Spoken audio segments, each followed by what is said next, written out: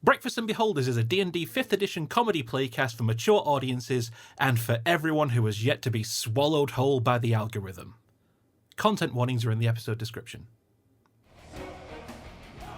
Hello, and welcome to Breakfast and Beholders, a new adventure set in a realm made from one of my own homebrew recipes. I am your maître DM, Brian Boston, your guide on our journey through the going-ons, escapades, and perils of those who step over the threshold of the Breakfast and Beholders Tavern.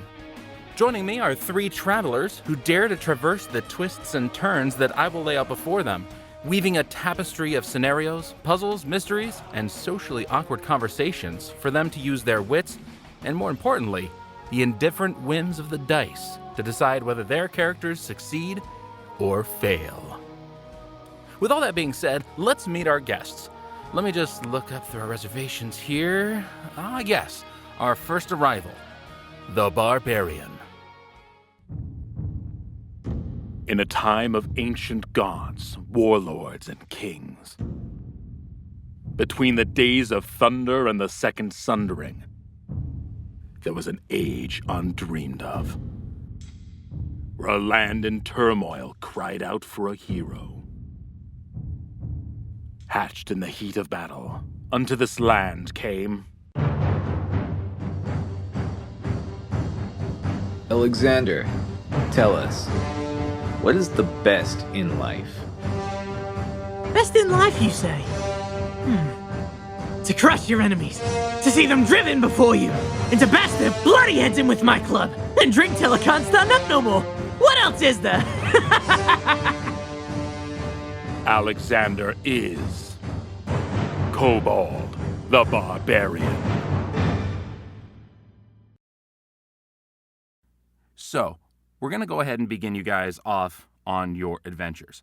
Alexander and Taylor, you have been traveling together for months. Now, you have been together as a duo for as long as, you've been together for quite a while. You've grown a deep bond through battles, through life, through shared struggles. Currently, you are joined together on a quest to find and murder a certain sorcerer, I believe it was. Can you go ahead and tell me a little bit, just a little bit, about what you are doing? What is your quest right now? Devil, would you like to go about it, or should I? You know what? I think I'll just give a brief explanation. We were basically hired to find a magic mine because they wanted to forge. They wanted to find the magical forge in the Lost Mines of Phandelver. And on the way there, we ended up meeting a fae who got incredibly pissed off at us for trapping him in the material plane. But in the end, we ended up making a deal with him to find the forge in Phandelver. We did find it, but along the way, a sorcerer named the Spider had murdered one of our friends, Pardum Kesk, the party artificer. And our entire adventure after the Lost Mine of Phandelver is to find, kill, and avenge our fallen friend. Hell yeah. All right. So, driven by a sense of just revenge, you have been traveling together again for months. It has been a long while since those fabled mines. You've traveled over lakes, over forests, through deserts. You've been traveling for quite a while, always following the news, the whispers, the hints that you're going in the right direction to find this sorcerer, the Spider. Is it sorcerer? It's a sorcerer. It's a sorcerer. Sorcerer, thank you. Mm-hmm. Got it. As you've been traveling together, your bond only became all the stronger. Despite learning which of you snores more loudly, finding out which one of you steals seconds of whatever you're having for food while the other one's distracted, which one of you has the worst and loudest drunk singing voice. Even through all these things, these flaws have made you even more precious to each other. It's truly a bond and friendship that is rare in these days. You've heard whispers now that you need to cross this mountain range in order to get closer to your quarry, to the Spider. There's a couple ways you can go. your characters can follow the roads, which would lead you to a great lake, which we would have to sail over through a couple of cities, and it goes around the mountain range, which is a much easier travel, but it is much longer. Or you can try to fight your way through the forest and the mountains and go just make it a straight line, which will be slower to walk, but it'll be a much more direct route. Knowing you two, which direction would you go? What do you think, Alexander? I already know what I have in mind. Oh, what, you have an idea of where we should go? I think we should avoid fighting as much as possible. But, like, where's the fun in that? It's not meant to be fun. It's meant to be practical. Oh, practical smactical. Fine. We can go... What was it, a road? I wasn't really paying attention. Yes, it's a road. Oh, I guess we'll go that way. I wasn't paying attention to the voice of God coming down from the skies, giving me a clear direction of two choices. Alex moment.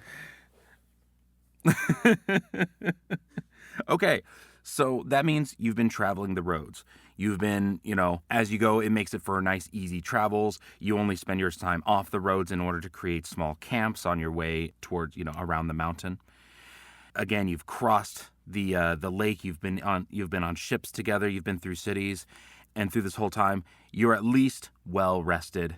You're at least well equipped, but you have been traveling for months. You are just physically, you do have a tiredness about you. You have not stopped travel for any real length of time to rest, and you're currently on the road, nearing the opposite side of this mountain, where you will find whatever your next direction is. Wherever you next need to be headed to find this spider. Anything that you guys want to discuss, anything you guys want to converse with while you've exited the town. You are now in the middle of a roadway, and you've got another couple of miles before you have to make your next decision. You know what, Taylor? You know what would have made this a lot easier? Don't say it. What if part of him just didn't die? It's not what I expected you to say, but you do have a point. I mean, it was all because that stupid dark orb and the spiders all over and... I hate mages. They're so bloody annoying. You know who I blame? I blame Colinder. If he hadn't dragged his feet to dispel that darkness, Partum would probably still be here. Oh, gods, that asshole couldn't be bothered to lift a finger. That's exactly what got him killed. We don't really know what happened after he got dragged into that, what was it, portal? Let's call it a portal. Basically a portal, yeah. Look, what matters is he's gone, and, well, shit, you're still here, and we've got a job to do. As much as I hate it, because, it's been very boring. I mean, like, look, we've just been walking.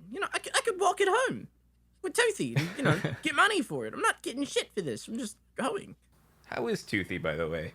Toothy's doing okay. He's not too bad. I left most of my stuff with him, like the sword. I thought he might need it. I prefer the axe. You left him the sword? Well, like a sword does the job quick. An axe sounds like it would hurt a lot more.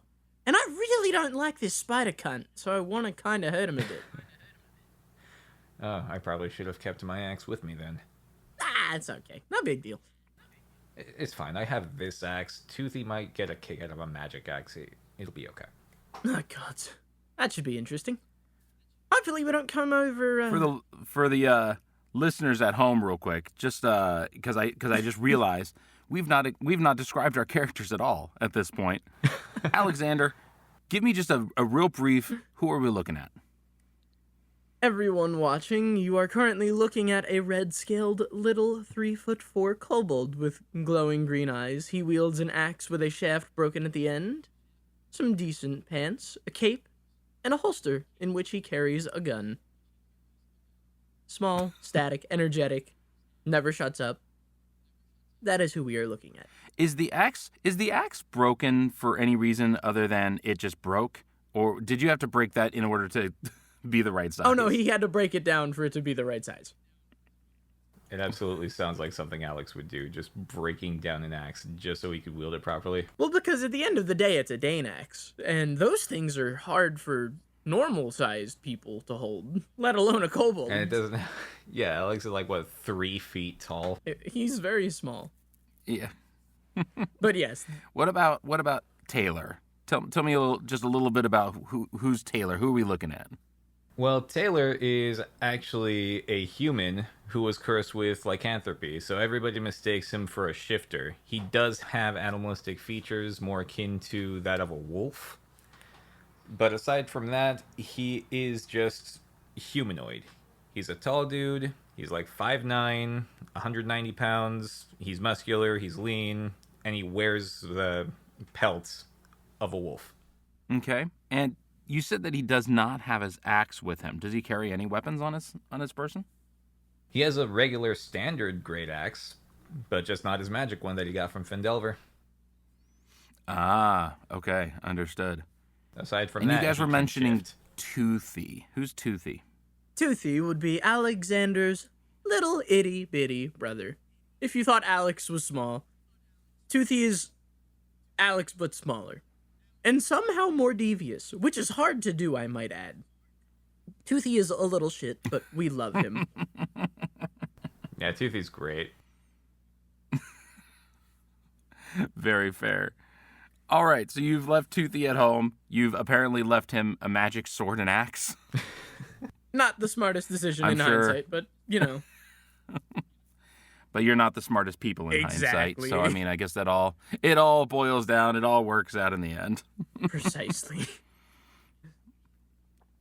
Okay. And if I recall correct, you're both barbarians. Am I right? Yep. Mm-hmm. A hardy party. I kind of like Party, it. party. As you're traveling around this road, the sun is starting to go down, and it's almost getting to the point where it's time to make a camp again. Go ahead and both of you roll me a perception. Would you like to go first, Mr. Devil? No, yeah, why not? I'll do it. Oh, yay. What I was it? rolled a 21. Lovely. I rolled a 15. Oh, okay. Yep, you didn't even need to roll that 15 because the 21 absolutely sees it. In fact, you both will see this. Down the road, off the side of the road in the woods, you would, as the sun is going down, you start to see the dancing shadows of a fire. Someone else seems to have made camp off to the side of the road. Now, there's multiple ways that you can kind of take this information. Seeing a campsite on the side of the road, you may have fellow campers, fellow travelers. You might be able to save some material and possibly even, share some food if you were to join with another party. Or you might be ended up finding bandits and marauders on the side of the road as well. So with that sense of potential safety and potential danger, how would you guys react to seeing someone camped on the side of the road? Yo, Taylor, do you think those are, goodies or baddies? What do you think, Alex? Give me a guess. Hard to tell from here. Well, shit. I tell you what. We either I'll make new approach friends first, or you I stay get to have some hidden. fun. I don't see a downside to Okay. walking over. No, it's fine. It's fine. I'll approach first. You stay hidden, and if they attack me, you can kill them. What did you get to approach? What if I want to say hi for once? Well, to be fair, they're less likely to attack a man with animalistic features than they are to attack an armed kobold. A common mistake everybody makes. And then they die. But fine. Go ahead. Yes. So if they are friendly, we want to avoid that. Nah, yes, you got a point. All right, go ahead. I'll sit in the bush. Or something. Is there a bush around here? Maybe that tree. will Alex make starts do. scanning the forest, I might add, for a bush. Or a bush. Or maybe just hide behind a big enough tree. I was going to say, short answer, yes.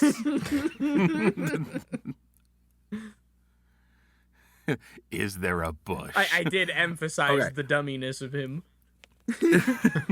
We are in a forest So- and he is looking for a bush.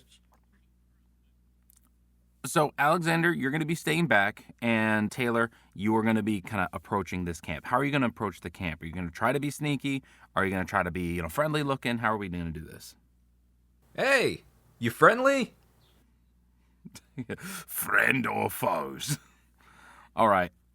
So, you kind of walk up, and you're just kind of like raising your voice, kind of waving your arms. You're just trying to grab their attention.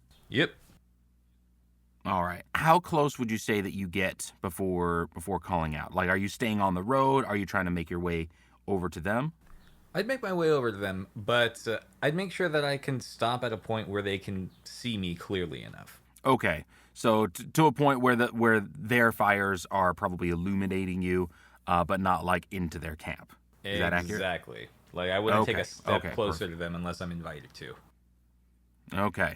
So you step up close enough. You notice eventually that it is a camp that's been set up. You see a couple of tents that have been erected around a fire pit. It seems that they're roasting some meats, and there's a couple of people that are kind of around this fire. As you call out, two of the men around the fire are putting their hands to their swords at their sides, and then the third one stands from where he is. They all seem to be armored folks. They're all wearing cloaks, but they've drawn their hoods back, and you can see, their faces are shadowed by the fire. It's very difficult from this angle to see kind of what they really are, but you do see that you have these three people there. The one that finally stood up calls back out to you. We're friendly to some. Who are you, friend or foe? I'm certainly no adversary of yours. My name is Taylor. I've been traveling on the road with my son. He's not too far behind me. Well, come in and join by the fire then. It's safety in numbers, you know. Oh, thank goodness. Alex, they are friendly. His head, like, comically pops out of a bush. Just, shh. Oh, they are? Oh, okay. I actually imagine that, that Alex pops out of a bush right next to Taylor, like he never left his side. Can we do a stealth roll for if Alex just snuck next to Taylor that whole time? Yes, we can. Go ahead and roll me a stealth. I got a 22. And go ahead and roll me a perception, Taylor. Got him.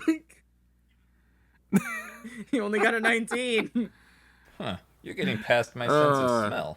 So yeah, apparently, Taylor, this whole time as you're walking up, stay behind my son. Nope, your son has been crawling right behind you this whole time, and he was in a bush right next to you. Hello. What, like just goes a the moving Alex. bush. Little slide whistle sound like. Hello. Like the divinity bush just following me around. I love it. I thought I told you to stay back. Well, has anyone ever successfully told me something and then me listen to it? Come on, Taylor. This is me we're talking about. Well, at least you didn't try to kill anyone. I would not have... Okay, listen, I'm not a murderer. It's just when they swing first, I make sure I swing last. That's all there is to it.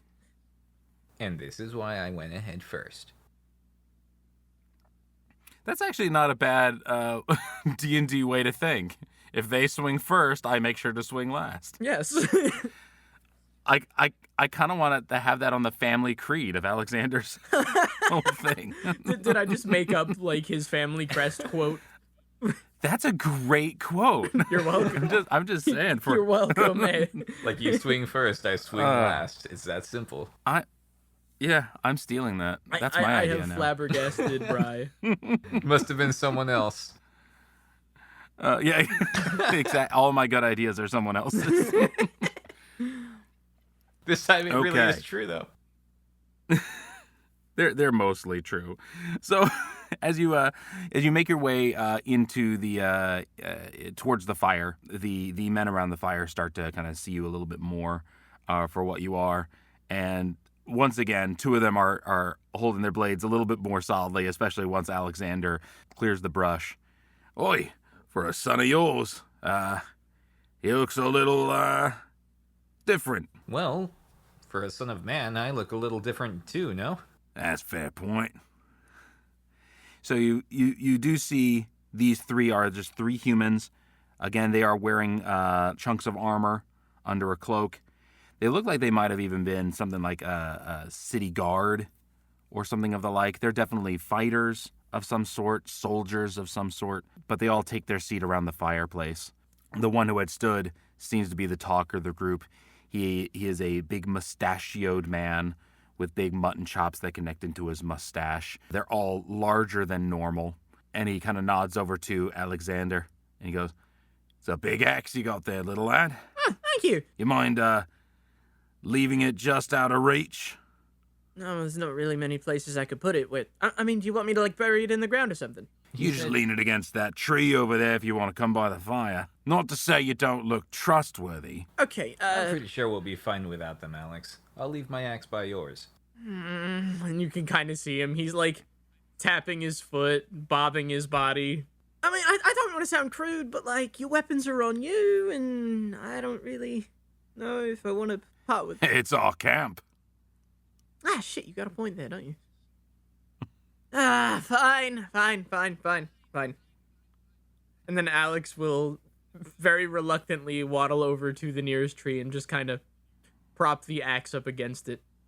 All right. Once you've been at least somewhat disarmed, the three around the fire will kind of look at each other, kind of give nods, and release their own swords, keeping them at their belts. And they all three seem to relax a little bit more as they sit around the fire. One of them is turning a large spit. It seems that they've been hunting and have found some kind of deer or elk, and the entire carcass has been dressed and tied around a spit and is turning slowly. And anyone with eyes is able to tell that Alex slowly starts salivating. God, it's just like he sits on the fire, he looks up and just and just starts dribbling. We've been walking forever. Yeah, Taylor's a little bit more, like, composed, but he is just kind of staring at the spit. That is actually a very good point. The two of you, as far as you travel, yes, you get a couple of decent meals when you pass through a village or you go through a city or something. But for the most part, for these months of travel, you've been on field rations. You've been chewing on oats and gathering plants when you can. It's just been road tack for most of this time. So seeing such a large roast, especially we have a Leanthrocope and a kobold, those who are built to tear through meat. And in front of you now is a large, beautiful roast. "That's almost done," says the man with the mustache. "So we'll need to wait a little bit more before we dig in. But there's plenty for more than the three of us." Well, if you're offering it, sure, I'd love some. Sorry, road travel's not the most delectable thing. Been a while since we've had a decent meal. "Oh, same for us. We've been out in these woods for quite a while. And this is the first catch we've had in a while. So we'll be happy to share. How long So have you tell been us, hunting strangers." I'm sorry, what was that? I missed yours. I'm sorry, I was asking how long it took you to catch that. "We've been going after it for a few days now. We finally was able to catch this little guy. Good kill. So, where you lot traveling?" Alex, do you want to explain? Well, I mean, I'll get on with it. You guys look lovely. We're on the way to the mountains, actually. Or at least, that's the direction we're headed. We're trying to find, somebody. It's really all there is to it. Nothing too crazy. We're just trying to track a fella down for, personal reasons.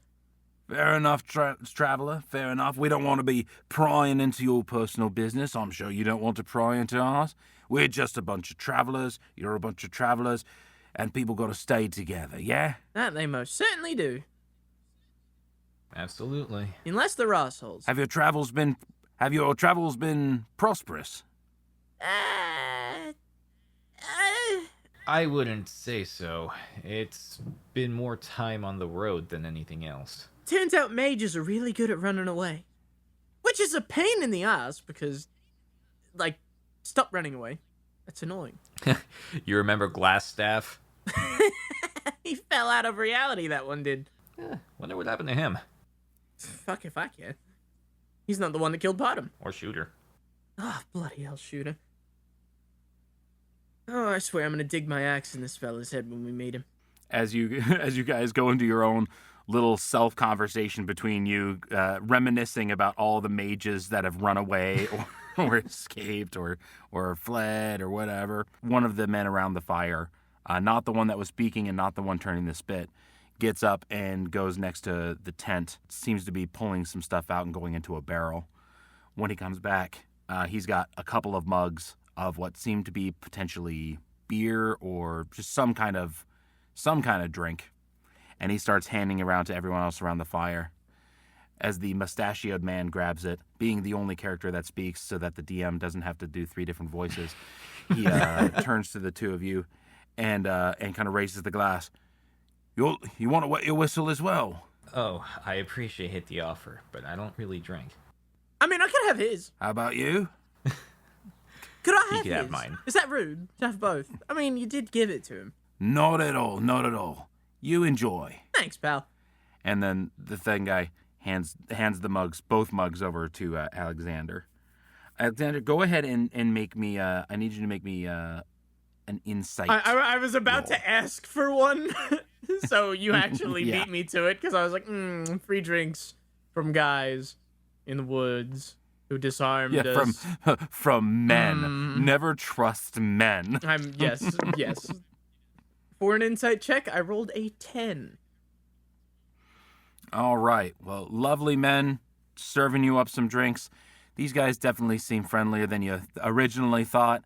And guess what, man? Taylor really just nailed the head on the head with this one. You know, it's just like, oh man, being around this fire, it feels great. You can smell that roasted meat and everything like that, and everything just seems to be going so swell for you. And with the knowledge, or at least as much as he could obtain, and the reassurance that Taylor is there, if these are bad, he's not drinking them.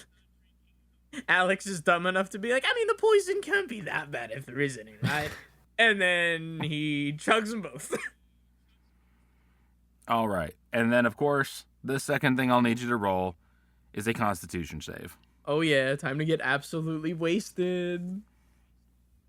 Unless this is poison, and then I got a 21 either way. Okay. The 3 men around the fire, and then you two, you're all standing around waiting for this roast to be finished. You're having a laugh. You're having some just general talks. It's just, general campfire talks and everything.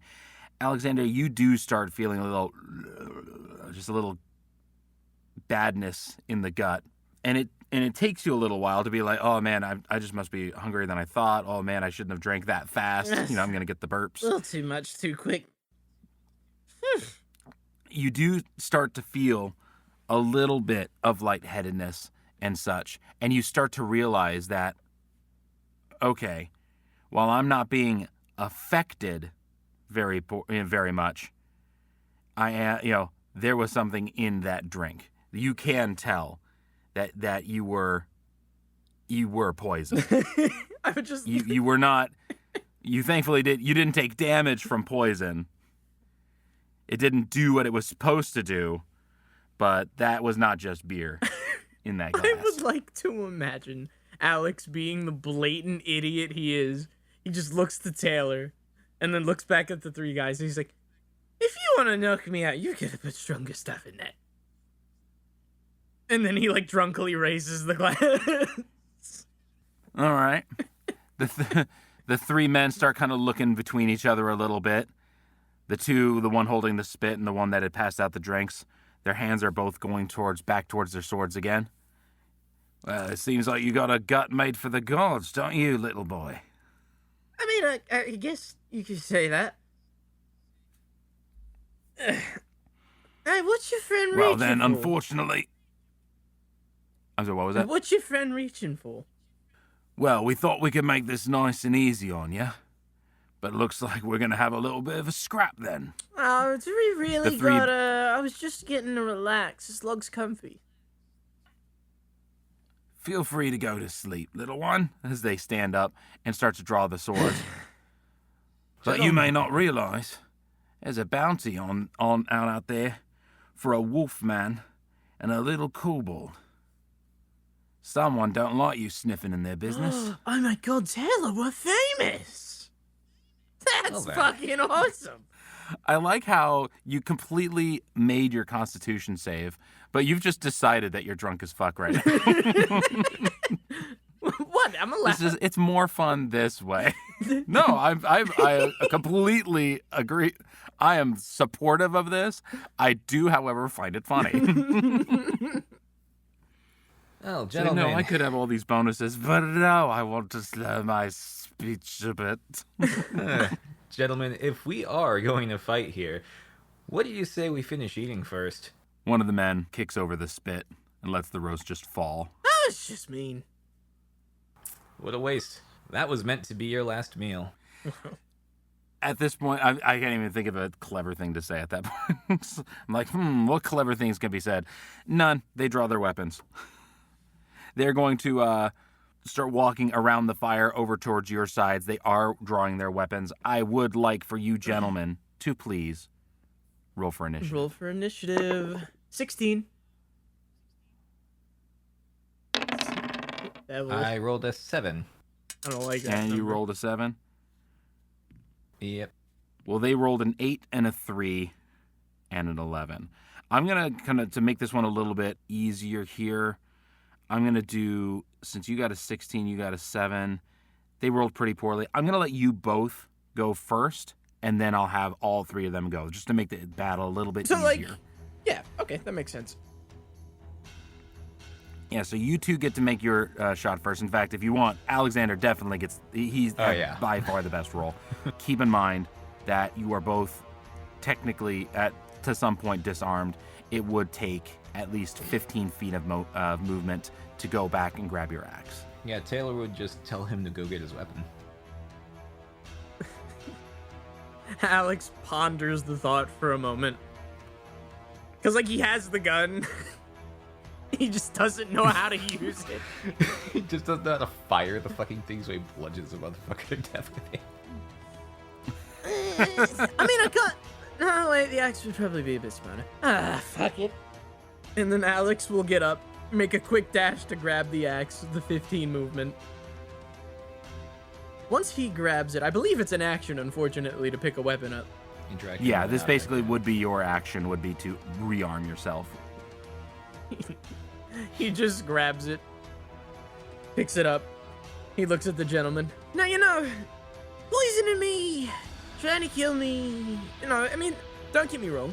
Fuck you for that. But, like, you guys spent so much time trying to get that food and you just wasted it. Like, what the fuck? And with that, Alex is going to use his bonus action to rage for next turn. Alex, bonus action for the burned meat. yes, exactly. Bonus action rage because now he can't eat it. It's dirty.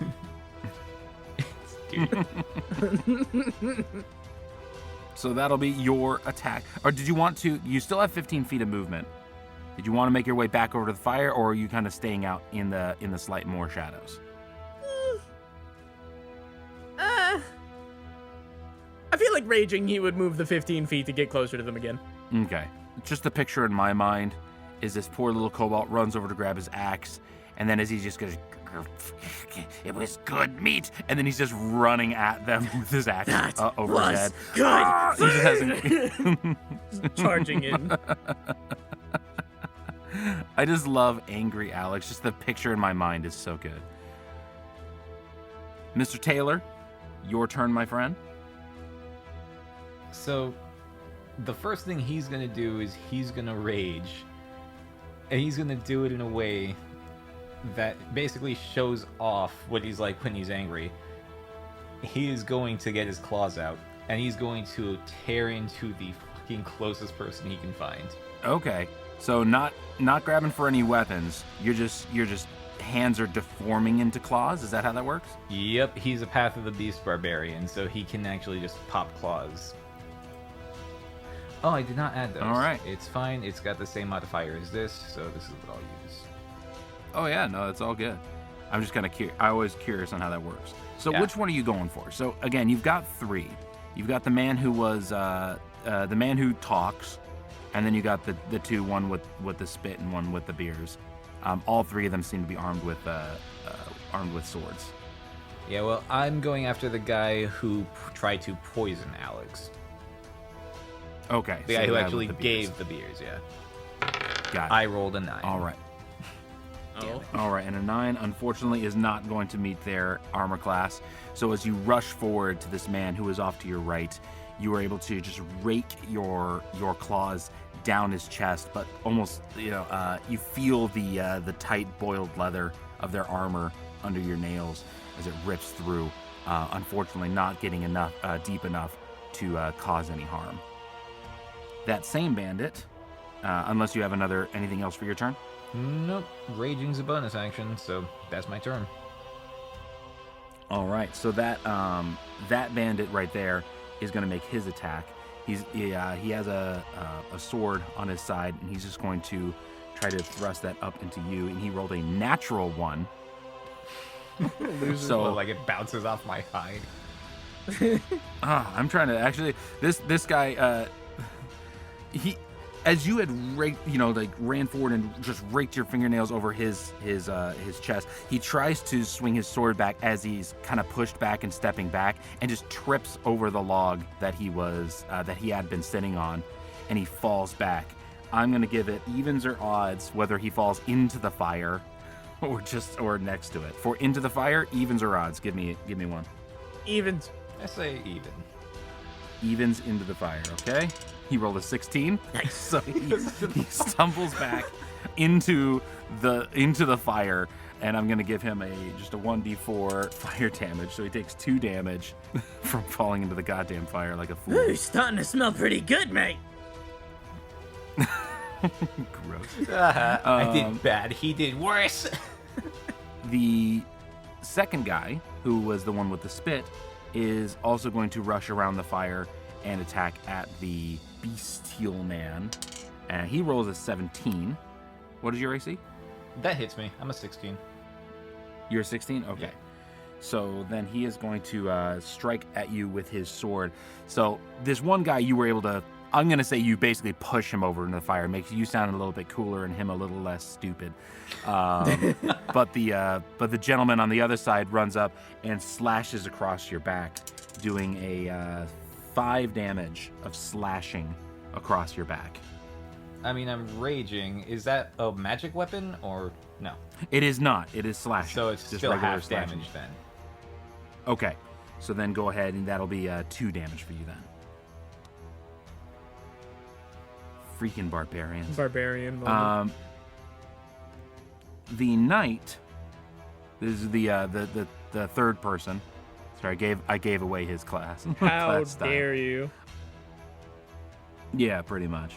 He is going to use his leadership, which is going to mean for the remainder of this fight, he is going to be commanding his other 2 partners, and they're going to be adding rolls from here on forward. And then he is going to raise a heavy crossbow from his side and launch a bolt at Alex. Uh-oh. That's 2. That is going to be 18 That will hit. to hit. Okay. And that is going to do, I'm rolling mine, 4 damage. 2 damage. So 2 damage, Owie. thank you. So as he raises his, he basically stands up, get after him, lads. He kind of commands up there, lifts up this crossbow and just launches, sinks right into your shoulder, Alex. Though anyone's looking at you, you wouldn't know because your eyes are just filled with just rage and hunger, and not even a flinch as this bolt sinks into your flesh. Fair enough. All right, your guys' turn. Alex, with the higher initiative and the less wit while raging, I would like to imagine that Taylor is at least still somewhat composed. Alex is just full on bloodlust. I'm going to kill you now. So the Don't one worry, Taylor's got a different kind of rage. I mean, am I right? You're right, but If you want to go first, you can go first. no. Go ahead. Alex is going to... If anyone is between him and the guy that kicked over the spit, Alex is running right past them into the guy that kicked over the spit. Okay, actually that works out pretty fine because the guy who kicked over the spit is the one that just tried to hit Taylor in the back and, slashed him in the back. so you can go straight after him. You're gonna be right behind him. Sprint up right behind him, full fucking rage in his eyes. That was good dinner! Reckless attack. Bring the great axe down on his back for a 23 to hit. Oh yeah, that hits absolutely plenty. Go ahead and roll that damage. And that is 9 slashing damage onto this guy's back. Oof. Big hit. Okay. Big hit. Yeah, so as this guy had slashed over at your friend, that's not even what you're mad about. You're mad about him ruining your dinner. And your axe sinks very beautifully right down underneath his shoulder blade and just drags down straight through his armor, carving through like butter. The blood pours down his leg as he falls down to one knee. Not quite dead yet, but very good hit. Taylor, your turn, my friend. The guy that fell into the fire, Mm-hmm. I would like to make an athletics check to hold him in the fire. Oh, that's mean. For visuals, or as I like to say, for flavor, how are you doing that? Explain your action. Grabbing this man by the neck and holding him over the fire. Oh, so you're leaning over him and just kind of pushing him down. Yes. Go ahead and roll me that athletics. I'm going to do I rolled a strength. 15. Okay, and he rolled a 5. So you are successfully holding this guy down into the fire, which is gruesome. Gruesome? Yeah. I feel like that would take your action, and while you're pinning him here, you'll basically have lost your movement. Was there anything else that you can do on this turn? No, that was it. Okay, I'm going to consider this man grappled at this point. So first of all, he's going to take fire damage. He takes 3 more damage from the fire, as this guy is just trying to kick up at you, roll over, trying to throw you off to get him out of this fire. He's going to make an opposed strength roll. Go ahead and roll me a second athletics. I'll give you that bonus. I rolled an 11. He rolled a 5. So he is not moving. He is stuck in the fire. And that was his turn. The guy who was just hit by Alex, he is going to attempt to turn and swing his sword behind him to hit the little guy. He swings his sword, and it's a swing and a miss. Even with the bonus that he received from his boss, he only hit a 7. So in the extreme pain of having this axe embedded into his back, he's swinging blindly and not hitting a thing. The third person sighs and drops his crossbow, grabbing his own sword, which as he pulls, you realize is much larger than the other two. That is going to be his action to draw this weapon. But as he steadies his feet and holds the sword 2 hands slightly to his side, it's plainly obvious that this is going to be a different caliber of the other two that you're currently just decimating. Go ahead and Taylor, you're right up the top of the order. Or sorry, Alexander, yes, Alex. Top of the order. Yes. With the axe still in his back, the way I'm going to flavor this attack is, if it succeeds, I'm just going to unzip this man's spine. Like the axe in him, I'm just going to drag it down. Wow. That will be the Okay. flavor, provided it lands. Which now I really want it go to. ahead and just make it as a regular attack roll. Regular attack roll. That is a 6. Nope. So unfortunately, that one does not hit. So for my flavor on this one, from what you were attempting to do is just to were you trying to pull the axe that it drags down?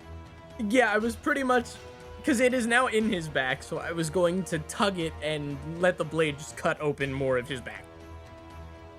Got it.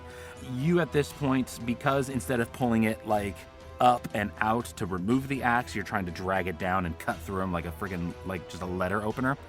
It just catches onto his leather armor, and you're stuck there yanking at your axe, and you're kind of actually dragging him back as you're just trying to yank this thing down. Which is a beautiful sight to me. Why is your back so strong? And this guy's just ow, ow, ow. He's actually screaming because while not taking damage, this is excruciatingly painful. I would imagine as you're it still hurts attempting like to pull hell. Like this got a axe. fucking axe embedded in your spine. Of course it's gonna hurt. So that was Alex's turn. Anything else? No. Taylor, go ahead. Well, I've already got this guy over a fire, so I think I'm going to try tearing into him with my claws again.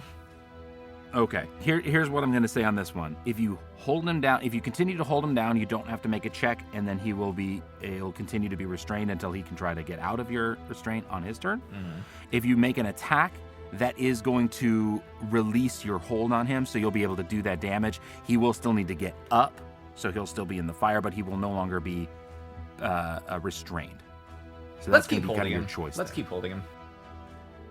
Okay, you just want to just keep holding this guy in the fire. Just gonna watch. Just gonna watch. Which is really cruel. I'm just saying. All right. So going on to his turn, he takes 4 more fire damage. Jesus Christ. This poor guy is just, screaming as the skin on his face starts to bubble. His eye begins to turn a crispy black as he is trying to pull himself out of these flames. And this clawed beast of a man is just holding his face down against the embers. And he is going to make his strength save. Go ahead and make an opposed athletics. I rolled a 7. Okay, so he is able to finally kick you off of him. He was able to gain purchase, lifting his legs, pressing your chest, and just kicks you off. And he's able to roll out of the fire. He is still prone. He is still taking all that damage, and he has no more of his turn left. So he will attempt to get up on his next turn. Oh God, that is so just violent. The leader of this group is going to step forward, and he's going to take a swing at Taylor. You said your AC was 16? Yep. Okay. So he got a 19, so he definitely hits on that one. This great sword that he has at his side swings with great speed and slashes across your arm, doing an 11 damage. Ooh. As he just slashes this great sword across your side. Like, what's half 11? Drawing. Are we doing 5 or are we doing 6? It's usually we'll go rounded 5. down, I believe. Yeah, exactly. We're gonna round down. Okay. So that is going to be his slash there, and then he holds his sword out in front of him, kind of in a almost a duelist like stance. So that is going to be his turn. Back to the top of the order for Alexander. With his attempt to, as I lovingly called it, unzip this guy, having failed, Alex is going to rip the axe out and just attempt a swing at the neck to try and decapitate this guy. Okay. I will be using ahead and roll me reckless an attack attack. again this time. For a hit of 13. 13 hits. Nice, we can take it. These guys only wear leather armor, so you actually An hit. axe to Go the ahead and roll neck me damage for that. for 10 damage. Oh, he is, yeah. The head clearly comes off. So go ahead and flavor that swing for me. I would like to imagine, like I said, as he rips the axe out, your back's too tough. Let's try something else.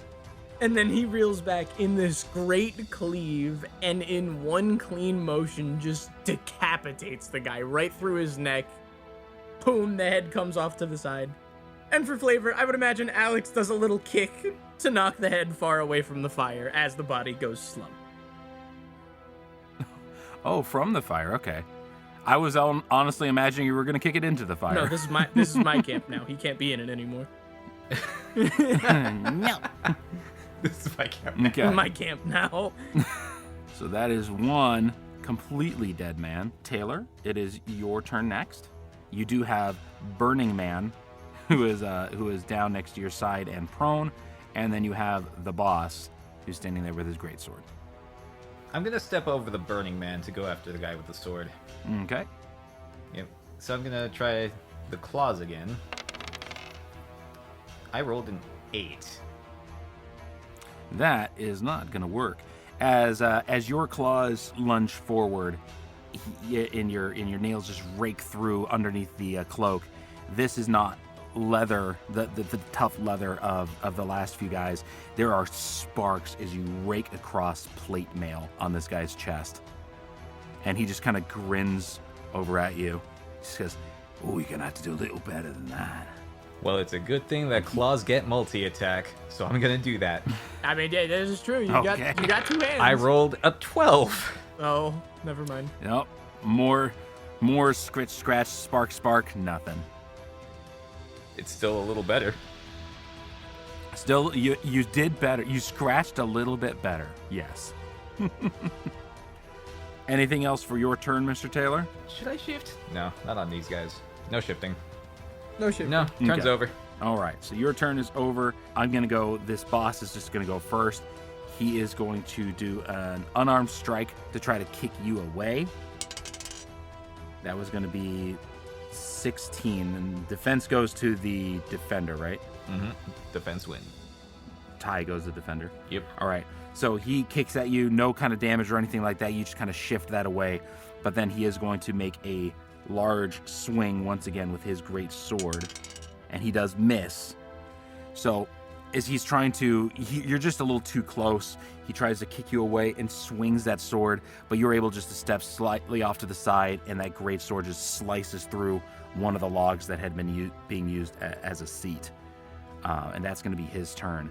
The other guy who is burning is struggling up to his feet and is going to try to make a swing on you as well. And oh my god, this poor guy. He just rolled another natural He's one. having a bad night, okay? Tell me evens or odds for the fire. Come on. Evens no. again. No. Evens again. Evens. He rolled a 16 again. Yeah. He rolled the same number. This poor guy. This guy has been nothing but fire, and he finally got himself out. Back in. He gets up. I mean, he is basically blinded. He's just acting out of his training, just out of instinct. He's trying to step forward to defend his boss, and he just slips over the other guy's chair right back into the fire. 4 damage, and he dies. Oh.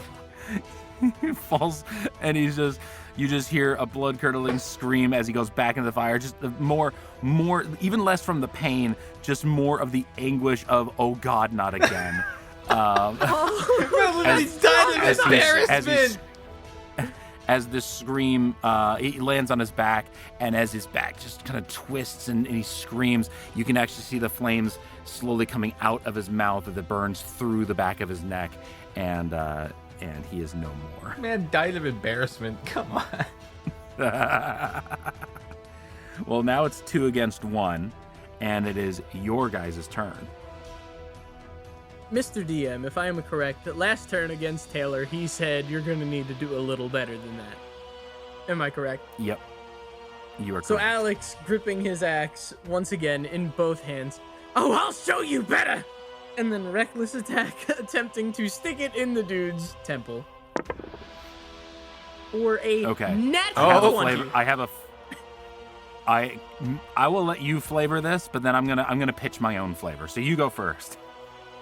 So like I said, Alex grips the weapons, screams back, I'll show you better, and then does a 360 like you're throwing something, full on spin to get a perfect swing right into the side of the dude's head. With a crit, I'd imagine it absolutely phases right through the helmet, impacting his brain. Or I need to roll that again. The D12, 1 second. Would I just roll a D12 for the crit damage? Correct. Yes. So he is taking a total of 16 points of slashing damage as I slam this literally thing into the just side ate of his half head. of his health. That is And exactly then the exactly Alexander what you thing to said. do. This axe definitely slams the guy's head and then slightly feels like it gets a little stuck as the guy's eye rolls into the back of his head because half of his brain is now not working. Gave this man a concussion. That Yeah. might be more than a concussion. And with that, Just a it bit. is his turn.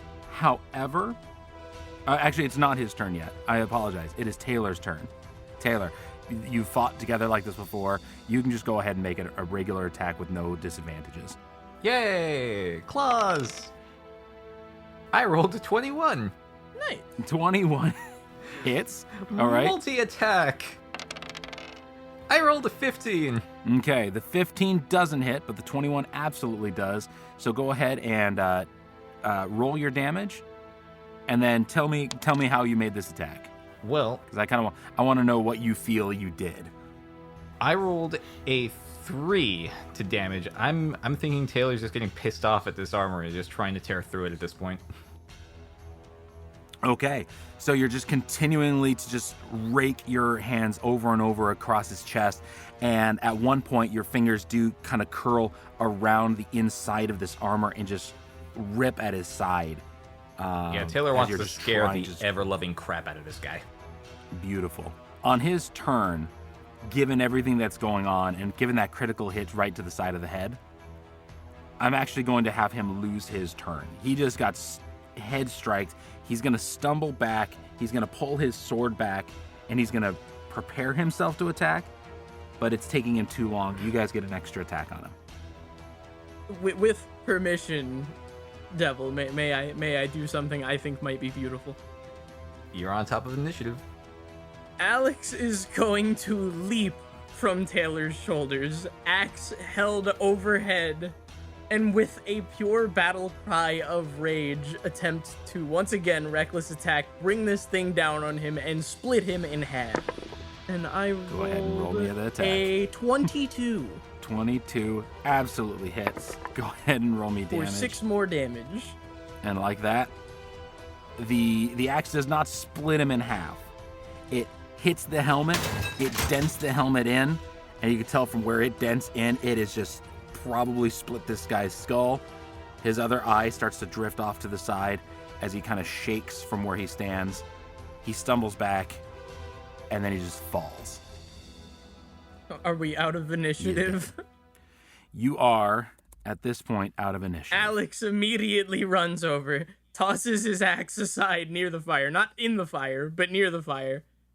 He is going to just mount this guy and start repeatedly punching him in the face. Like, I thought we were friends! This is the captain guy that you're hitting? Yes. Okay. Just repeatedly striking him in the face. Okay, so real quick. So you're still enraged. You're on top of this guy, beating him to hell. You just tossed your axe aside near the fire. You're beating this guy with your bare fists. Taylor, what are you going to be doing? He's probably going to see if he can salvage any of that meat. Okay, so Taylor, go ahead and make me a perception roll. I rolled a 5. Oh. You know what? And I apologize. Roll it with advantage. Oh, I rolled a 21. Okay. So you will notice this because you were basically looking right at this guy. As you're trying to grab this roast, you do see the hand of the man in the fire grip and then twitch. Well, I guess And then as it squirms, it starts to sit up. I'm going to see if I can A drag him out of the fire. A blackened skull, with just bits of burnt flesh hanging off of one side, stares right at you. Its eyes are like blackened lumps of coal.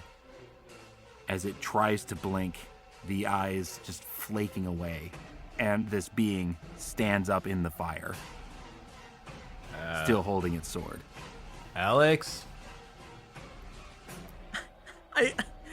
There's another noise next to you as the headless man also starts to sit up and turn its body towards you. While unseeing, it definitely notices you and begins to Alex? stand up as well.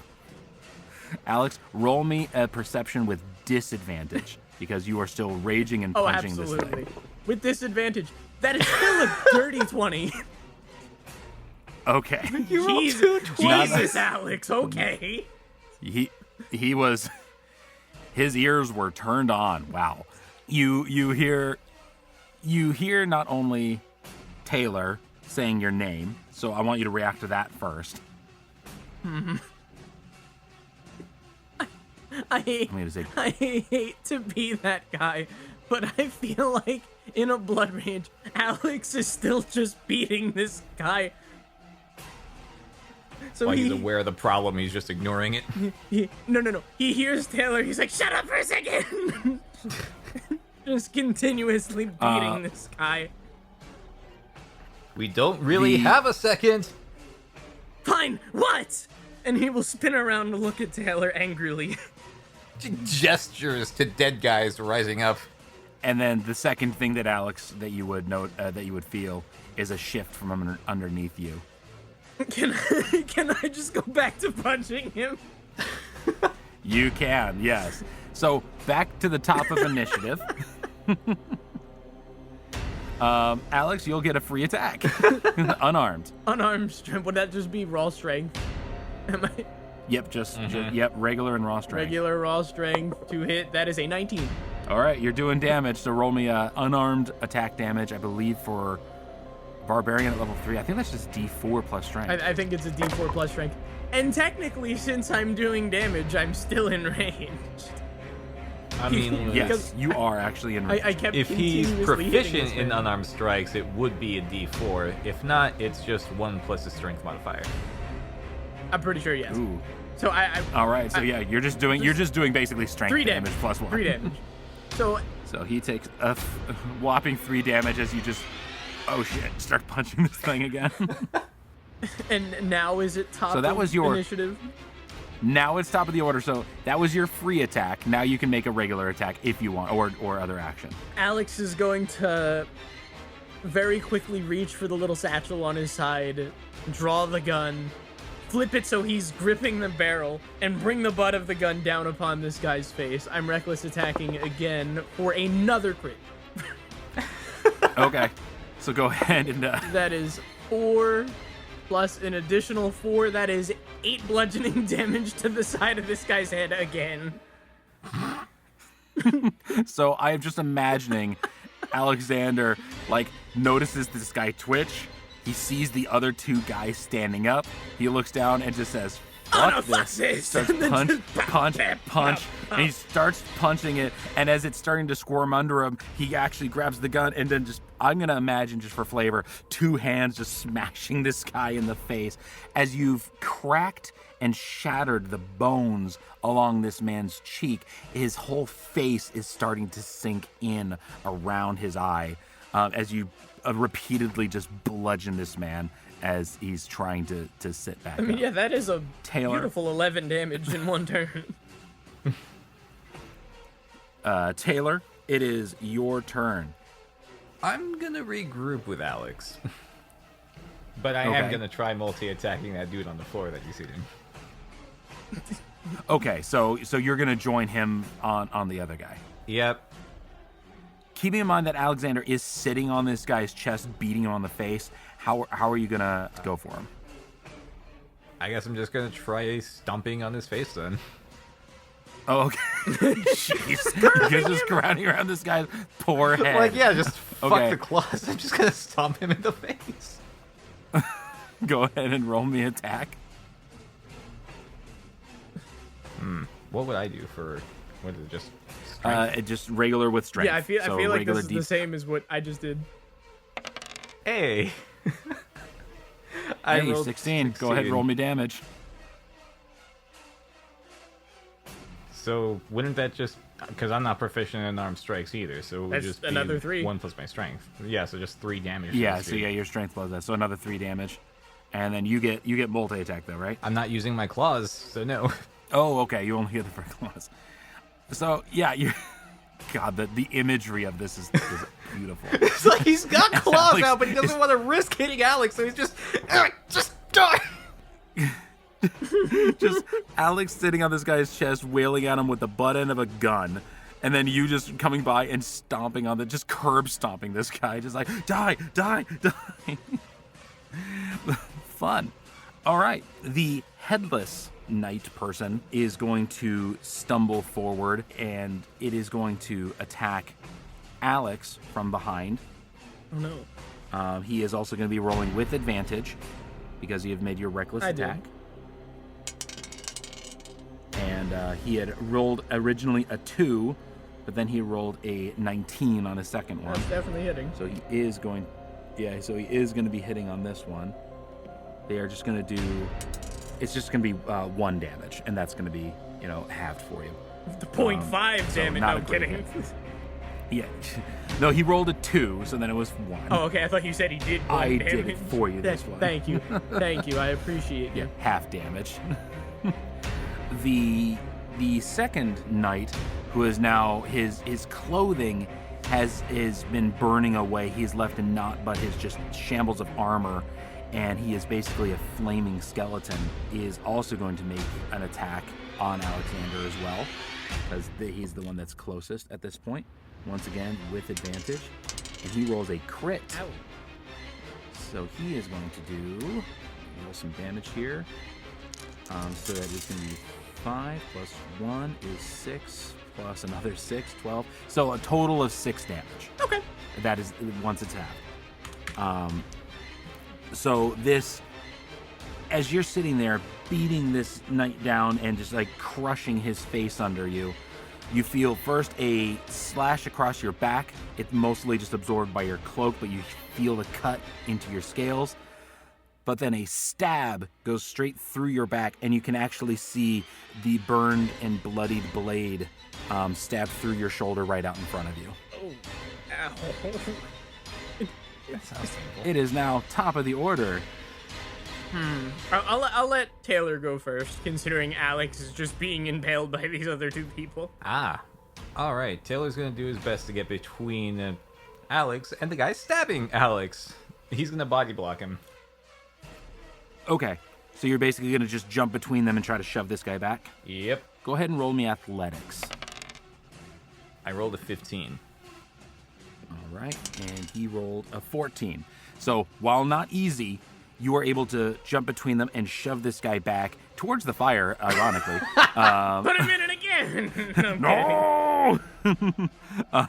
The sword is pulled out of Alexander's back, and he's no longer being impaled. But yeah, as you're pushing this guy back, you just, you feel the singeing on your arm as this guy is just still basically on fire. Did not take any damage for you, but you were able to push him back. All right, and that was my action, right? That would be your action. So I'm just at this point, Alexander. I think I'm just gonna stay in front of Alexander and give him as much cover as possible. When you're behind another creature, it's half cover. Yeah, I have correct. half cover. Alexander. Well, the gun club has Your been turn. working thus far. And I threw my axe. Go ahead and by the way, you do not at this point need to break reckless attacks. You can if you want, but the guy's prone. Oh, yeah, he is prone so you now, already so get it is with advantage. advantage naturally. Yeah, exactly. I could get off him and go for the axe, or that doesn't sound very Alex. Alex is too mad. Gun club to the head again for an 11.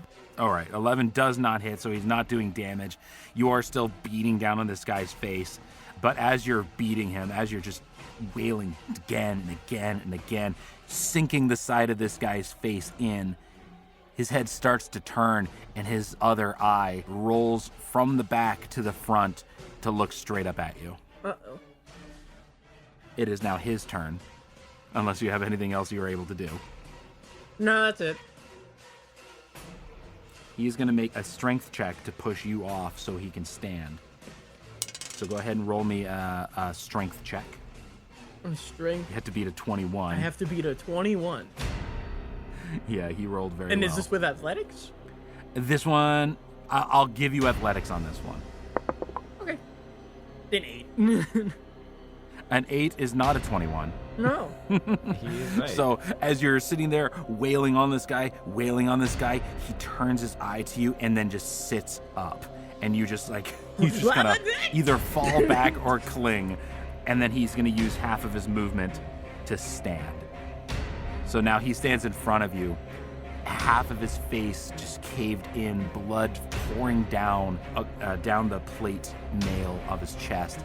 And he's going to lift his sword over his head. And that's his turn. Oh boy. Oh, that's right. And I got 2 more bandits to do. So Headless Man is going to now turn his attention to Taylor. He's going to roll for a 17 to hit. So he is going to thrust his sword against your side. And that is going to be for 6 total, so 3 damage. So 3 damage to your side. and the flaming guy is going to reach out and grab at your neck. I'd like you to make an opposed strength check for him. I'll do athletics. So go ahead, go for athletics. You need to beat a 19. That is a 15. Even with my advantage from rage, that did nothing for me. So he reaches forward with this hand that is just on fire and mostly bone at this point, and just grips around your neck, and you feel the heat of the fire burn against your flesh. You take, that's going to be 5, so 2 damage total. Is it fire damage? from- You this do time? get Fire resistance. damage? It is fire. Do you get... No, oh, I no, don't that's have right. You fire only get bonus resistance. against... So yeah, it's the full That 5 hurt- damage. That hurts 5 him damage. normally. All right, 5 damage then. And that is going to be those bandits' turns. Top of the order, Alexander. No longer on the guy. Alex is going to spend pretty much the entirety of his turn weaving between people. He is going to go retrieve his axe. He did not throw it very far. It was more a drop than a chuck, No. considering he No, was... yeah, it's right by the fireplace. You will draw attacks of opportunity. Because of your size and because of their nature, I am going to make those attacks with disadvantage. Okay. I'm willing to First do attack. The first guy actually is going to hit you. So he rolled a natural 20 and an 18. Ooh. So thankfully the disadvantage, or you would have been crit just now. The second guy rolled a 16 and a 14. So 14 does not hit you, is that Yep. right? Okay. And then the last guy is a 16 and a 4. So the headless guy and the fire guy both try to take swings at you. In fact, I'm going to say the fire guy didn't even try. He's just holding onto Taylor's neck. The headless guy tried to swing his sword at you and ended up missing. But as you were running away, that great sword fell and it clipped your side, doing 5. Let's see, that's 9, 12, 6 damage. Ow. Yeah, so that's a 6 damage that just clipped across your side as a great sword fell real close by you. You are able to dodge the other 2, and you are able to arm yourself with your great axe. Lovely. All right, Taylor. I'd say now is a good time to shift. So yeah, agree I'm with that. going to activate my Beast Height ability. So my armor class is going to go up by 1. Welcome to the I 17 guess- AC Club.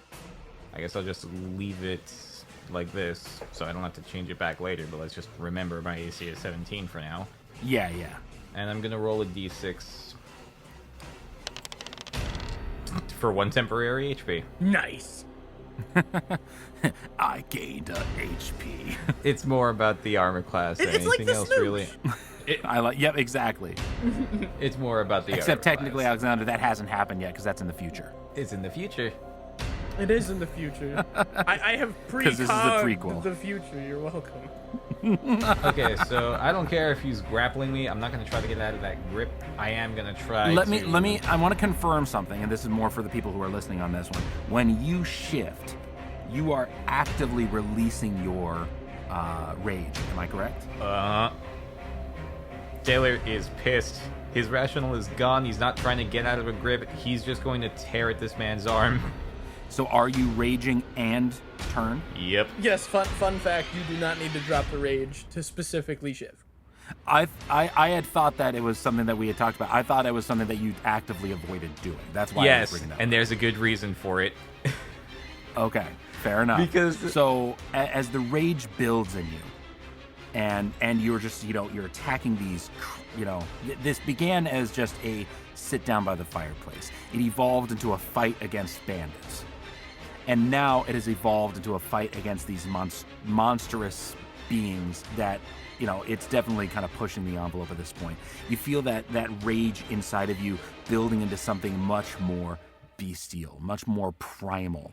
And you start to lose yourself in your own mind as you just see danger. You don't see reason. You see something that needs to die. Yep. So go ahead and make me an attack. All right, Claus. Oh, hey! I rolled a 20. Dirty 20. A dirty 20 is going to absolutely hit this guy. So you're hitting the guy that's currently trying to choke you, correct? And I'm going to say that his grip is loosening as your neck grows underneath his bony fingers. Oh, yeah. First, I'm going to roll to see how much damage this first one hits. Let's see. Yeah, so that is a 4 plus my Barbarian Rage bonus. What is it at level 3? My rage damage is +2. So that's a 6. Okay. I'm going to roll again to see if my multi-attack qualifies. No. I rolled a 5. But you get... Oh, no, you don't get advantage on attacks on this one, do you? No, I gain extra damage, but not an advantage. But to not attacks. additional hit. Okay. And that is a natural 1, if I see it correctly. Am I right? Unfortunately. Yeah, that's a nat 1. Okay. So I'm trying to think. So these are claw attacks, correct? Mm-hmm. Okay. So, well, your first attack just ripped through the burning armor of this guy in front of you and just, I mean, it peels away the leather. You're seeing the remnants of glowing embers of flesh inside of this guy's rib cage. The second attack, you lunge forward and this guy falls back, which you weren't expecting. And you stumble forward and you find yourself In the fire. in the fire and the flames. What is with you guys in this fire? You know, I don't know. But the Should I jump image in in my to stay mind consistent? is that the fire's behind these guys, and so it made most sense that he stumbled into it. It's payback for all the things you've done to this I poor feel like man. I need to jump into the fire to be consistent. Apparently, everybody's enjoying this fire. No, it's not So enjoyable. Taylor, you're gonna take 3 fire damage as you stumble forward. You're not gonna be prone, but you stumble forward into the flames, and you're stepping on the embers, and you feel the fur on your legs beginning to catch. Yep. All right, that is both y'all's turns. It is now going to be the flaming skeleton has released you at this point. He is going to turn and try just to attack you with his sword. Oh my fucking god. He rolled a natural 1. Into the You fire! looked so cool a second ago. Evens or odds? Stick to evens. Let's stick with Evens even. or odds? Fucking 16. Yeah! Again. Literally the same number. Into the fire. But he is not going to take any damage from the fire, however. He does fall in. Oh, he's immune to it now. I mean, he died by the He is fire. a flaming skeleton who is on fire. So I can mean, at least relish in the fact that now my firebolt won't do anything, so that plan's out the window, thankfully.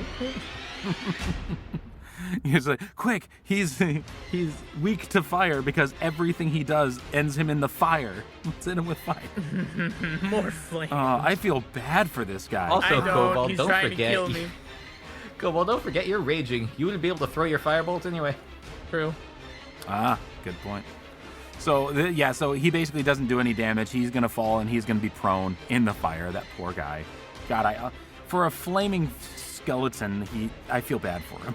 Headless guy is going to go next. He is going to turn towards Alex, seeing that he's becoming armed, and he's going to step forward and attack, especially knowing that Alexander's specialty of decapitation won't work on him anymore. You fool! I don't have a head now. He rolled an 18 to hit. That'll hit. Okay. That is going to be a total of 2 damage. So that was 4 divided. That's not too bad.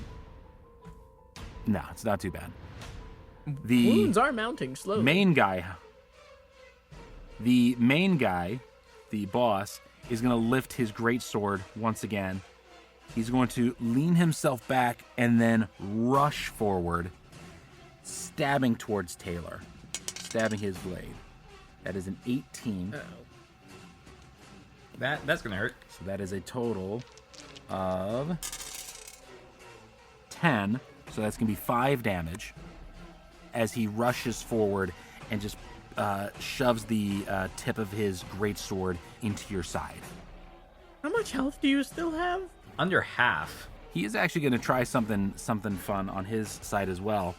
Having stabbed you with this sword, he is going to attempt to hold you back into the fire. Oh, God. And I'd like you to make an opposing strength roll. Like straight strength, or am I rolling athletic?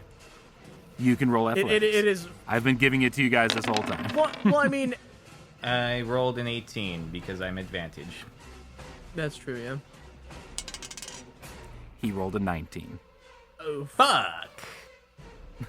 So, as you were stabbed onto there, you feel yourself just being held into those flames. So on your turn, which is coming up, you will be taking extra fire damage.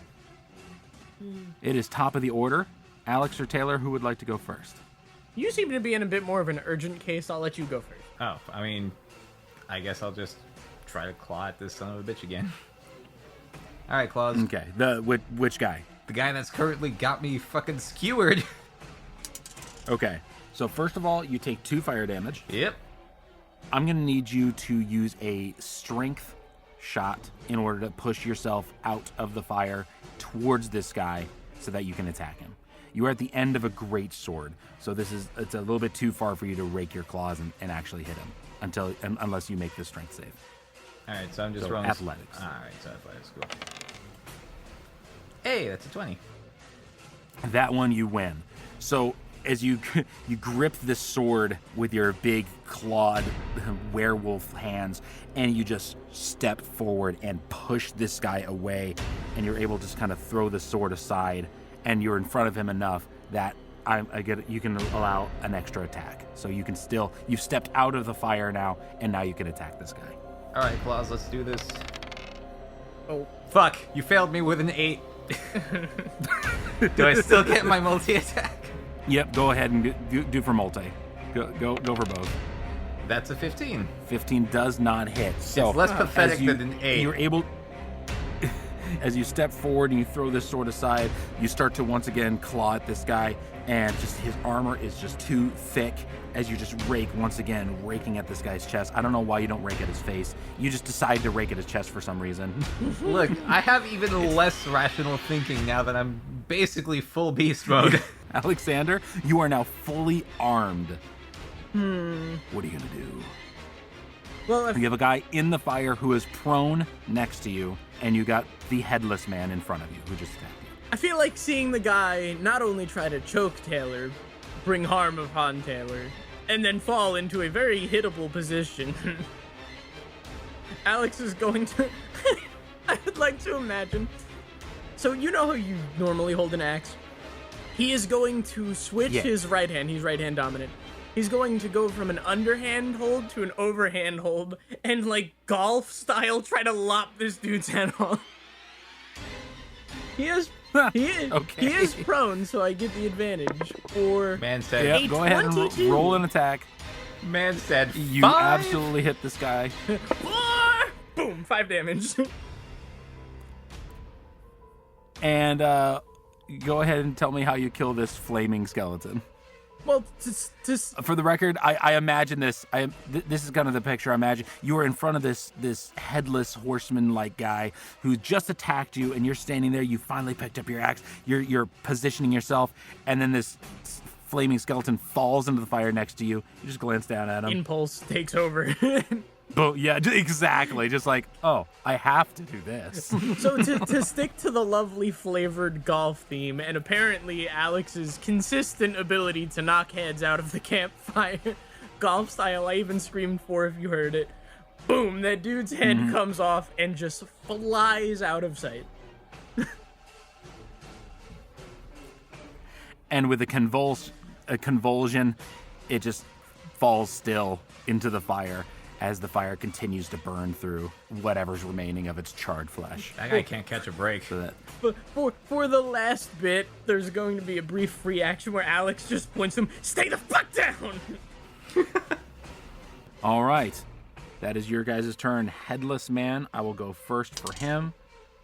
His attack does miss, so he does try to, as you slash up at his friend and everything, he's going to swing down his sword, but you are able to lift up your axe in enough time that his sword just is deflected off of the handle of your sword, and you can glare at this guy right in his missing eyes.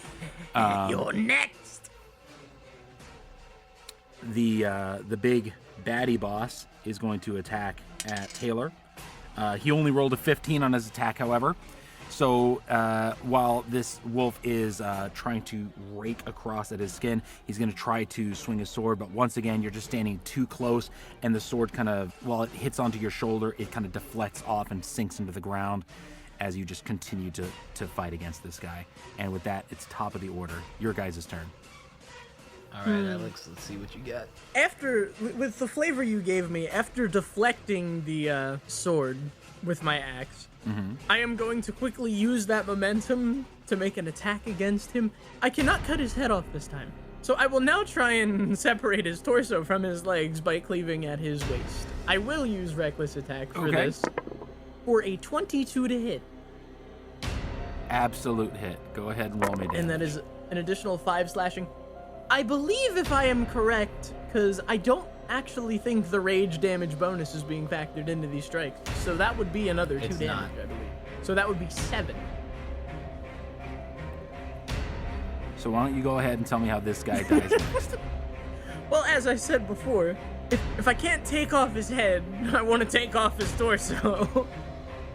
So after parrying the strike, already having the axe at a kind of stance held to the right, overhand goes back to underhand in a proper swing, and right to the right thigh, bam, try and cleave right through it.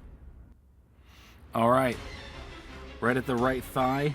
I mean, it just coughs through like butter. And this creature now loses its leg, completely just falls over, and with what should be a screech, but what is just bubbling out of the top of the neck as it just squirms around, and this dark ink-like blood pours out of both of its neck wound and leg wound, and it finally just slows down to a stop. And Alex will cap his turn off by using the rest of his movement to run over to this undead captain and get ready to beat the shit out of him again. Again, actually. I've already done it twice. Third time's a charm, they say. Maybe he'll stay dead.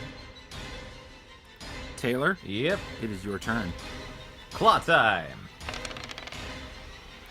I rolled That an is 18. Yeah, 18 hits. Damage. Oh, wait, no. That's not the one I wanted to roll. Oh, I'll take that extra attack, though. Oh, cool. So you did 2 attacks, and both of those would hit. So go ahead, roll me 2 things of damage. That's... Yeah, that's 9. 9 plus That's 5. 5, 14. Yep, total of 14 damage. With all the bludgeoning that he'd already taken in his head, why don't you tell me how you take this guy down? I'm gonna say fuck his armor, tear through that, and then tear open his chest. Ooh. Okay. Very visceral.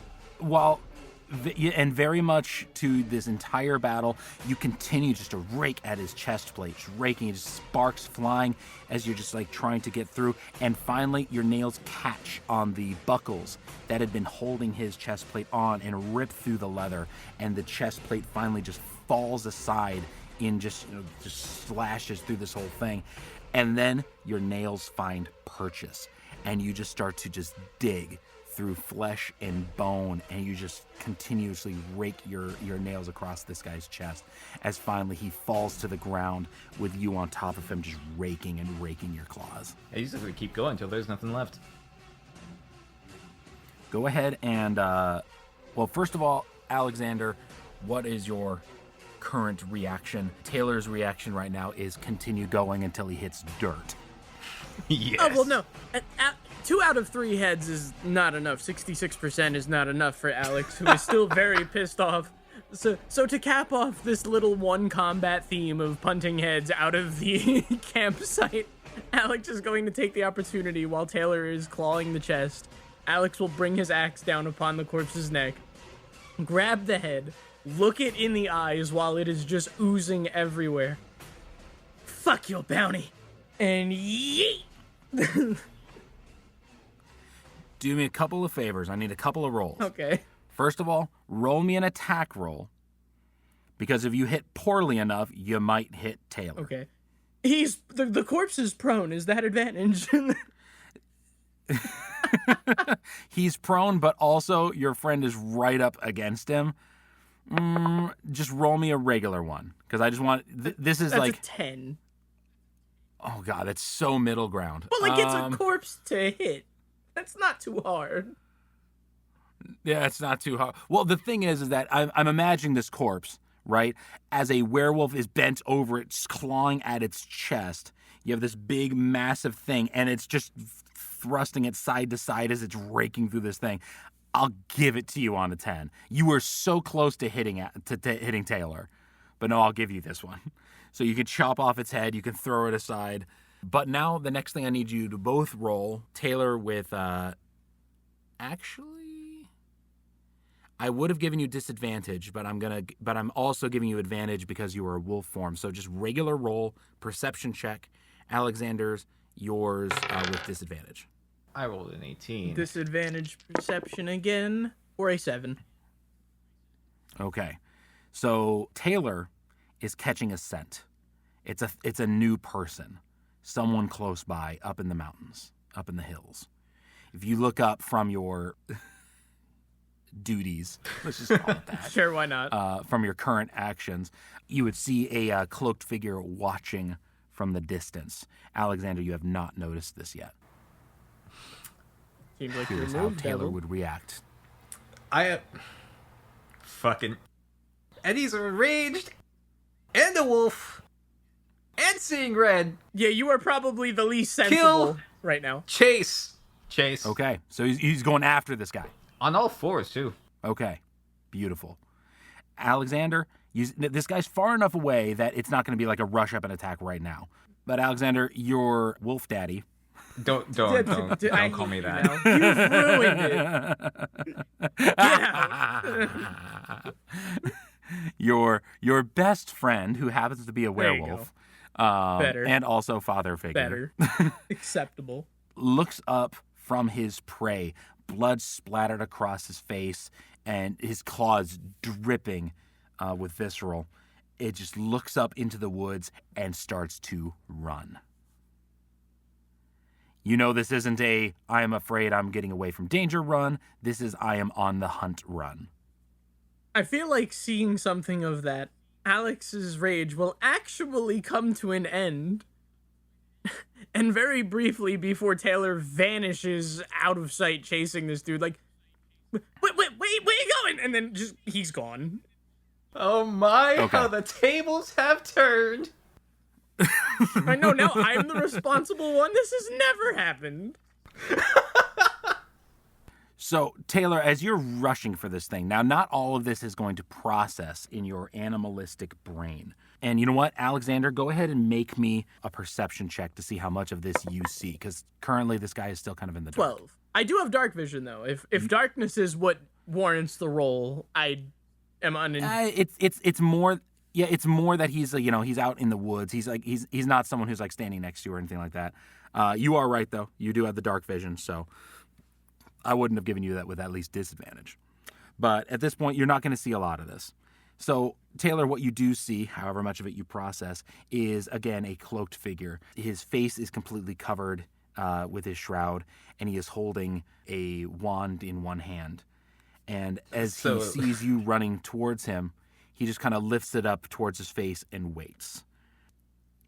As you begin to get closer, you feel something grabbing at your limbs. With every step that you take, something's trying to grab you and pull you back, and it's slowing you down. As you start to look around, you do also have dark vision, is that correct? That depends. Do shifters have dark vision? Yeah, they do. Yeah, I was going to say, I think they do. So as you are going, you're looking down to your sides and you're seeing these shadowy black things, tendrils, leaping from the ground and gripping at your claws as you're running towards this man. And they're slowly growing around you as you're running. And as you run past, they dissipate and then continue to form in front of you. And as you're still getting closer, dragging towards this man, his cloak opens. And you see similar tendrils from underneath his cloak start to unfurl and open up. And as you get just close enough, you're almost within range to biting this man's face. This dark, shadowy horn plunges from his forehead straight forward into your very mind. It feels like something is pierced through your eye and out the back of your head, searing pain, but also just confusion. You see visages that you've not seen before. Confusion, this anger, emotion, darkness, light. It's all just mixing around in your mind. And I'm going to roll. This is going to take me just a second. I apologize because I have to actually look up this spell here to remember how much damage this is going to do. Oh, shit. Oh. He said damage, and I'm immediately feeling like, yeah, I'm gonna die. I was about to say, I'm like, I'm a bear totem barbarian. I could probably take it, but you're hurt and not. No. I'm scared. No. Bri, Bear Totem Barbarian gives you advantage on everything except psychic damage, and I got a feeling like this is what that is. This sounds like either psychic or necrotic. Okay. Second here. Where did Are you getting neffed right now?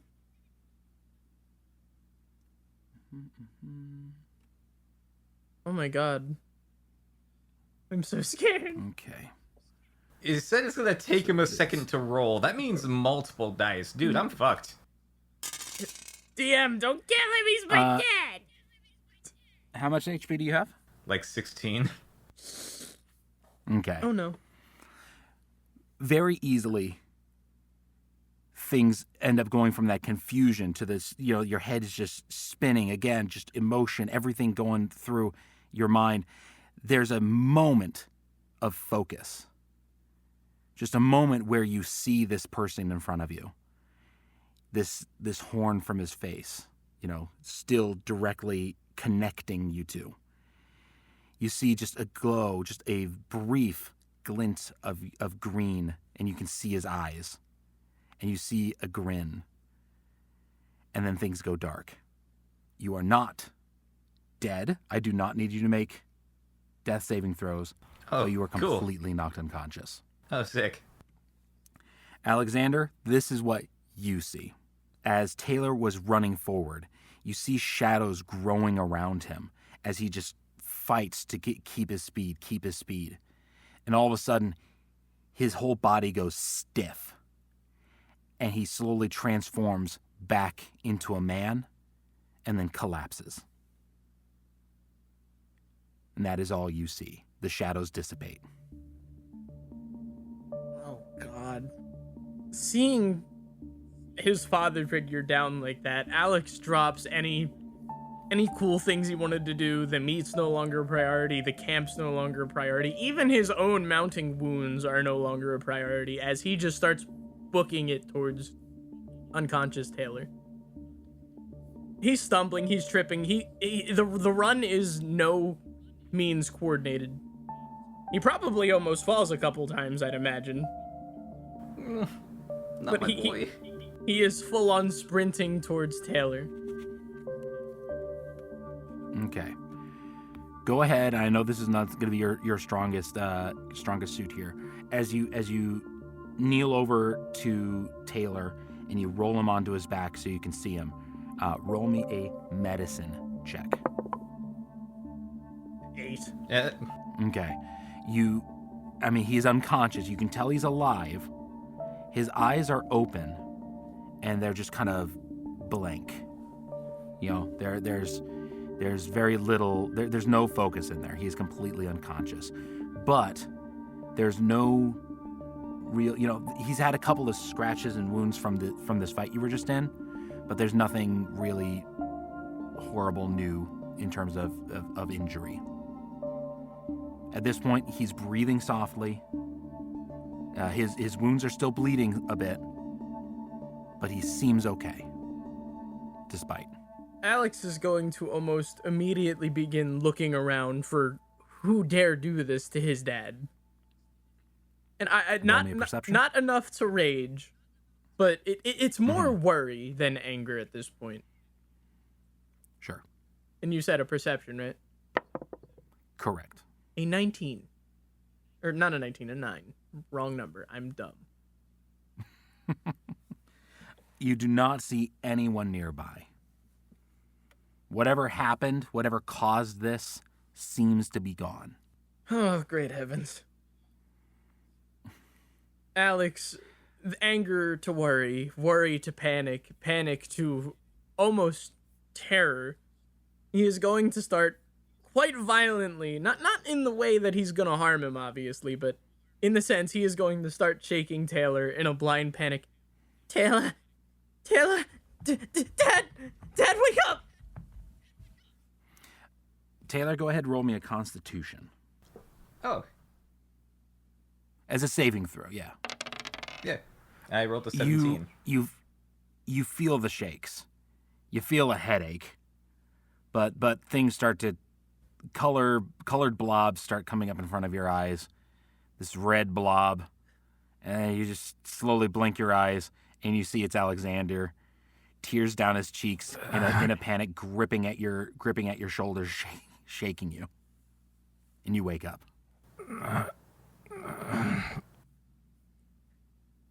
Get up, Alex. get up. 5 more minutes. 5 more minutes. I thought you were gone, asshole. And he is going to, like, jab Taylor harmlessly in the chest. Oh, man. Oh, that hurt. It should have. That's what you get. Scared the shit out of me. What happened? You act like I know. You were running, and then there were things grabbing you, and then you just stopped. And then you weren't in form anymore, and you just fell over, and... Oh, God. Oh, my head. It feels like it's on ice. You scared me half to death. Are you okay? Are you good? Is there anything? I think so. I don't know what just happened. Oh, you idiot. And then Alex is going to collapse and bear hug Taylor. Taylor, you said you had 16 HP. Yeah, how much do I have left? 16. That didn't damage me?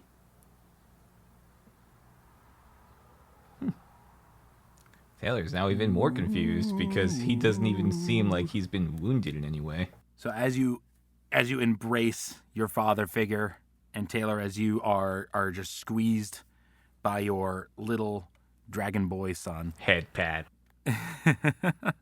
the sounds of the mountain night kind of start to envelop you.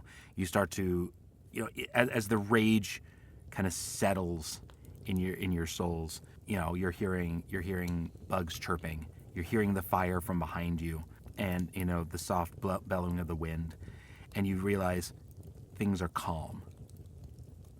Things are finally fully calmed down at this point. It is up to you if you'd like to utilize this this fire, which is unfortunately filled with meat, or if you would like to set your own camp elsewhere. But at this moment, at this time, the danger is over. Well, our camp now. Oh, I ought to kick your ass myself for scaring me like that. Why did you run off? You think I know? There's Well, a reason considering I it's don't you, shift. yes, you should know why you ran off. Fuck's sake, Dad. There's a reason I don't fully shift when I'm raging. Never do that again. You're gonna give me a heart attack. I'm only 8, you dick. Yeah, it's not like I planned that, thank you. Alright, come on. Let me help you up. What did I see? I don't know, you tell me. I'm not through your eyes. I must have Come seen on, steady something yourself. that set me off. I don't know. can I walk, didn't see thank anything you. at all. You just... There were movements and then you fell and that was it. It was the deadliest squirrel you ever saw. Maybe if I nat won the perception, yes, there would have been Alex being like, "Where's that fucking This is squirrel?" just a squirrel. Fucking Monty Python so- squirrel. Right. My God. Jesus Christ. Run away! Like that Run killer away! bunny. Like that killer bunny that tears out people's throats. Yeah, exactly. So, Alexander, you help Taylor who, Taylor, you are still feeling a bit dizzy, a bit woozy, but like, as I said before, generally fine. Wounded, yes, but nothing that you haven't felt before. You help him over to, back to the campsite. Unfortunately, the armor and the weapons of these bandits are in horrible shape after such a battle. That plate mail has been ripped to shreds, the leather burned. The weapons have been chipped and bent out of shape from striking at logs and missing werewolves and kobolds alike. You do still have two bodies, the bodies of the captain and the body of the what was the headless man. Now that they're all headless, that kind of is redundant.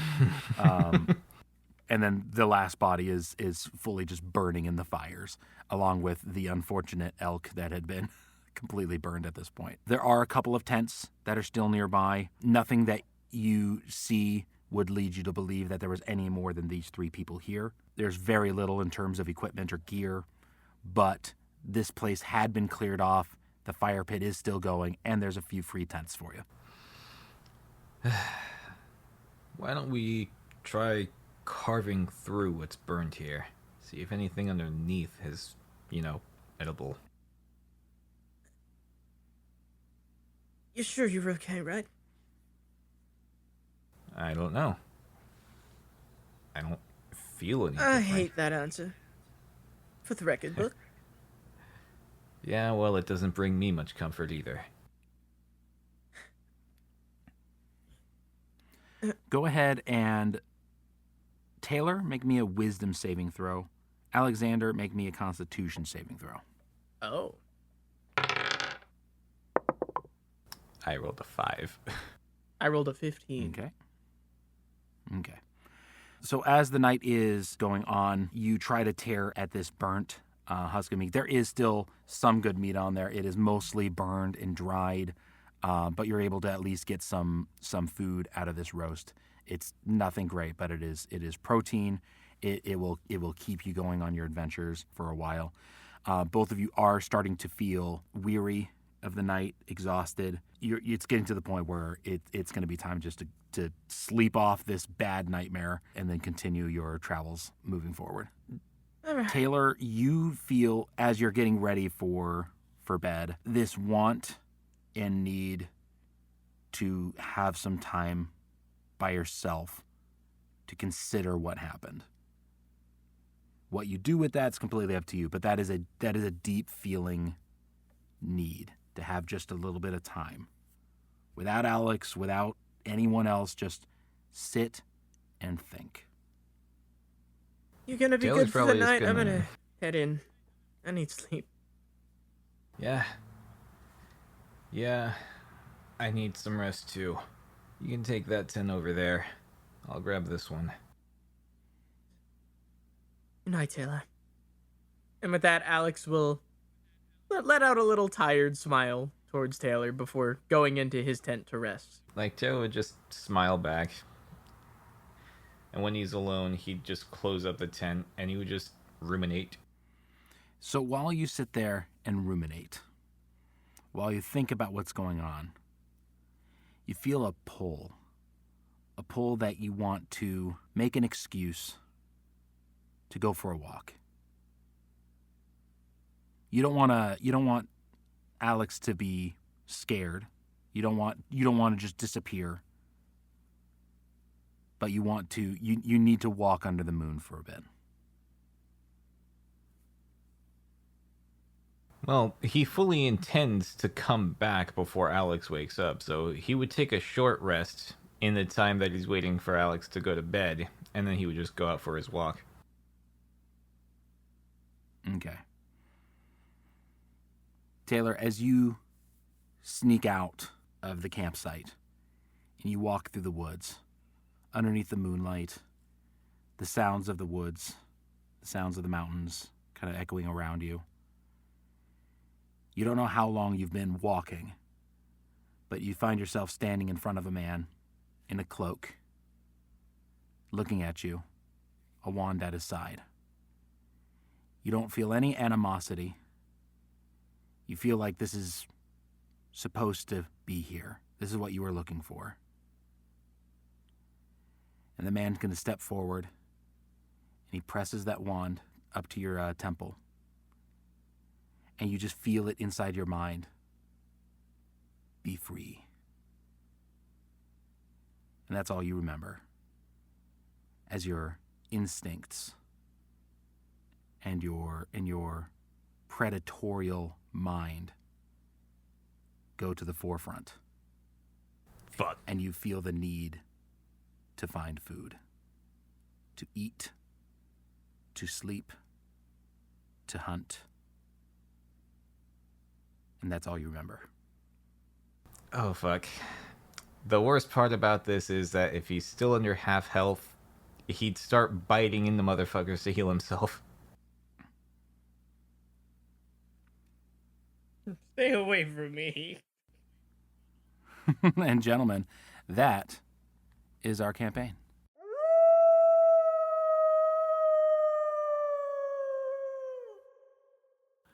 And we shall leave things there for the time being. Thank you very much for our guest star, Devil, and to our wonderful audience. So please allow me to introduce the first of my co-hosts, Minty Ace. Minty, tell me a little bit about yourself, and tell me a little bit about Alex.